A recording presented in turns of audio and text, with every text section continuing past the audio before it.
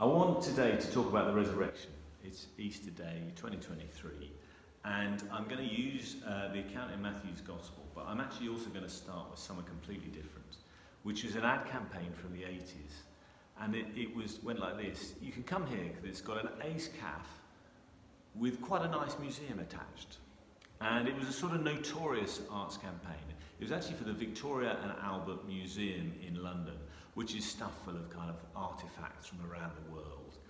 And it was a controversial campaign because a lot of people said, come on, talk about the artifacts, talk about the Ming vases, talk about all the paintings or whatever that we've got here.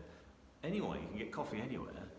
But on the other hand, behind the ad agency, there were people realising people aren't going to these Ming vases, and they want a kind of day trip where they can have some pleasant food.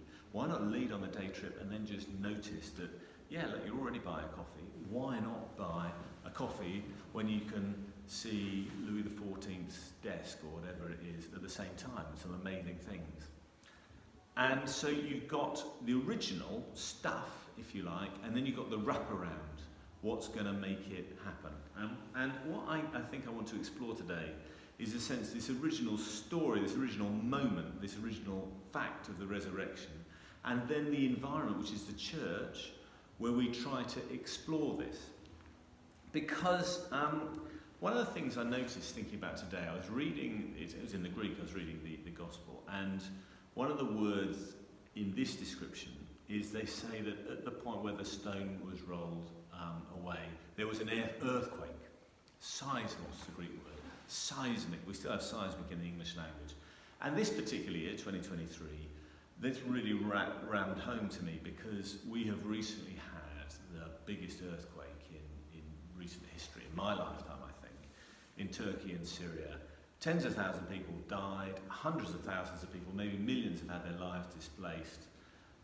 It is a massive thing on the one hand, but not so big on the other hand. If I get you to think to yourself, when was the last time you personally thought about this earthquake?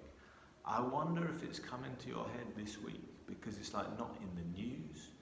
Turkey's not like millions of miles away, but it's not round the corner either. Earthquakes can be big and sizable, but they are kind of forgettable. And yeah, it's all very well talking about the resurrection as an earthquake. It was. But if it just sits there as an earthquake in history 2,000 years ago, 4,000 miles away, I don't think it's going to claim a lot of followers now. What I think more often brings people to church now is the wraparound, which has come from that. Music. Some of the most powerful music, we've heard some this week, is set here. The texts, the Bible we have offers this compelling grammar by which to live our life. It is a stupendous form of just engaging with the world. And that wraparound, which we can find out, along with relationships, you meet amazing people when you come to church. That is so compelling.